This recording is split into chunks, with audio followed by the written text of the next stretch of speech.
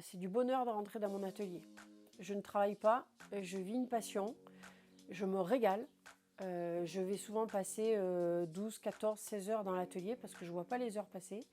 Et c'est des moments extraordinaires. En fait, depuis que je travaille l'acier, depuis que je fais des couteaux, je vieillis plus. Une journée type, c'est venir à l'atelier, ouvrir la porte.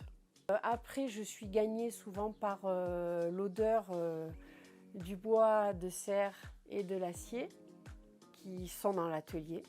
Moi, je mets à peu près 10-11 heures pour faire un couteau avec un seul acier que je vais terminer en brut de forge avec une trempe à l'huile. Et sinon, pour faire un couteau à lame damassée, donc qui est un feuilleté d'acier, là, je mets entre 50 et 60 heures. Après, je fais des couteaux sculptés, donc je sculpte le bois de serre. Je vais mettre à peu près 100-150 heures. Après, je travaille aussi de la nacre. Je travaille le verre dichroïque puisque j'ai mon beau-frère qui est parti dans l'espace. C'est Philippe Perrin. Et il se trouve qu'ils utilisent du verre dichroïque qui sert pour les panneaux des satellites.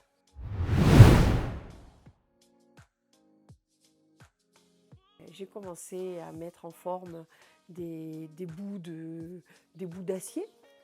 Et après, un jour, M. Berthier est arrivé et m'a offert ma première barre de Damas. Alors déjà, je ne savais même pas ce que c'était. Et puis là, il commence à m'expliquer. Et dans ma tête, ça paraissait logique. Parce qu'il m'expliquait avec les mots qui étaient simples, qui me touchaient. Mais ça a commencé à envahir ma tête. Et ça a aussi envahi la tête de mon mari.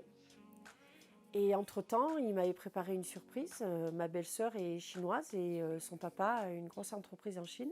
Ils ont fabriqué mon propre marteau-pilon.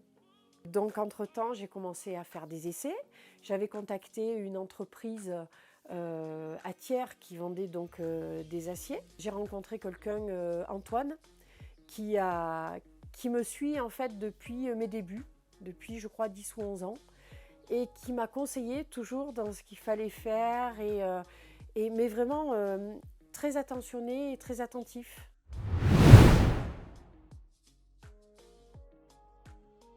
Et donc j'ai aussi quelqu'un qui a été très très important, c'est Alexandre Musso, qui est un grand coutelier corse, qui est un maître d'art et que je respecte énormément.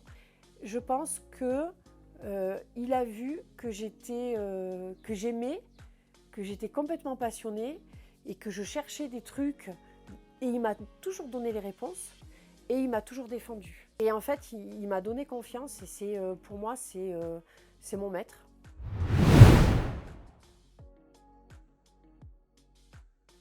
J'ai l'orfèvre de M. Alain Ducasse qui est venu à l'atelier 4 fois. Je ne savais pas qui c'était du tout. J'ai découvert un homme, mais d'une gentillesse extrême. Et c'est à la fin qu'il m'a dit, Sophie, j'aimerais que vous créiez quelque chose et je voudrais qu'il s'appelle le sublime. Et j'aimerais que vous fassiez quelque chose de très simple, de très beau et de très élégant pour une belle table. Alors je prends un papier, je prends un crayon et puis là je lui dessine. Puis là il me dit, mais déjà? J'ai dit, vous me demandez quelque chose de simple. Et puis là, il me dit, Sophie, c'est magnifique.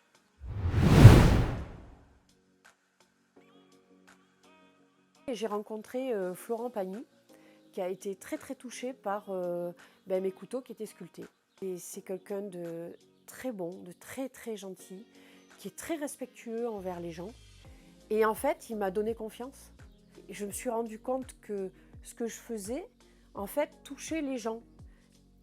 Après, j'ai été contactée par le chef de chez Maxime, Nicolas Castelet, et il m'a proposé de venir à l'atelier, puis il est venu forger avec moi.